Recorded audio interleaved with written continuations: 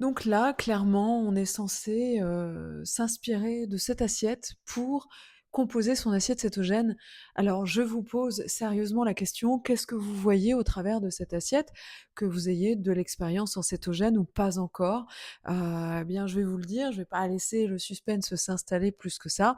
Tout simplement, nous n'avons que des protéines. Puisque nous avons plus de 100 grammes, visiblement en plus de viande maigre, hein, en cétogène, on est plutôt sur des choses, voilà, les viandes les plus grasses possibles. On n'est pas sur du blanc de poulet comme ça, émincé.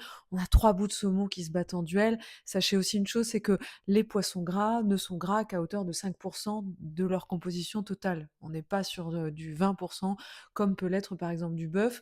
Ensuite, nous avons 2 œufs qui en termes de macros, sont plutôt équilibrés. On est à 12, 10 et demi selon les comment dire? Selon les élevages et cetera. Mais dans tous les cas, pour du cétogène, c'est pas assez lipidique et nous avons du fromage à pâte dure type gruyère qui lui aussi, encore une fois, n'est pas très, très lipidique par rapport aux protéines qu'il contient. Donc vous aurez compris qu'à travers toute cette assiette, qu'est-ce que nous avons? Nous n'avons pas une assiette cétogène comme on essaye de nous le vendre, nous avons uniquement de la protéine, nous sommes sur de l'hyperprotéiné.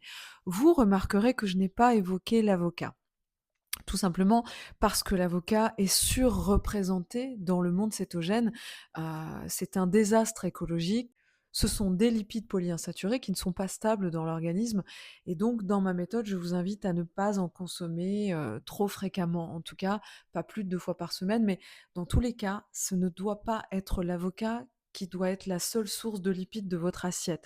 Les lipides en cétogène doivent passer par des acides gras stables qu'on appelle à tort saturés. Mais stables, ça veut dire qu'ils sont capables de transiter dans votre organisme sans s'oxyder rapidement. Et là, en l'occurrence, ce n'est pas le cas avec les graisses qu'on voit là. En tout cas, ce demi-avocat qui représente à peu près 80 grammes. Donc, je ne m'étais pas trompée, nous sommes bel et bien sur une assiette hyper protéinée qui n'est pas du tout cétogène. Entendons-nous bien, nous sommes à environ 670 calories. Éventuellement, pour un repas du midi, ça suffit, mais clairement pas pour un repas unique journalier, type OMAD, par exemple.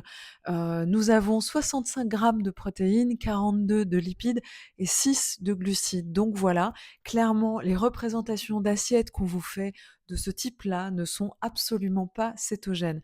Si j'avais voulu en faire une pour vous la montrer, j'aurais fait du poulet éventuellement rôti, avec de la mayonnaise, les œufs avec le poulet, je vois pas l'intérêt, c'est encore des protéines sur des protéines.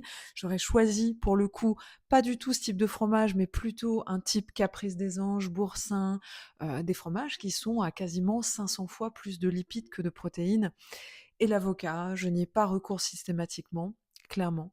Donc voilà, j'espère que cette petite vidéo vous aura plu, vous aura permis de vérifier un peu quels sont les dysfonctionnements dans ce qu'on nous montre et ce qui fait aussi que vous avez des difficultés à composer vos assiettes. En tous les cas, si vous avez du mal à composer vos assiettes, n'hésitez pas à aller sur mon site arielketo.eu sur lequel vous aurez la page Composer mon repas et cette page-là vous apprendra à le construire avec les bons éléments, avec les bons acides gras, et cetera, qui seront rassasiants et qui, arrêteront de vous pourrir les artères, voilà. Et dans tous les cas, comme je vous le dis très souvent, faites attention à ce que vous mettez là-dedans, mais surtout là-dedans.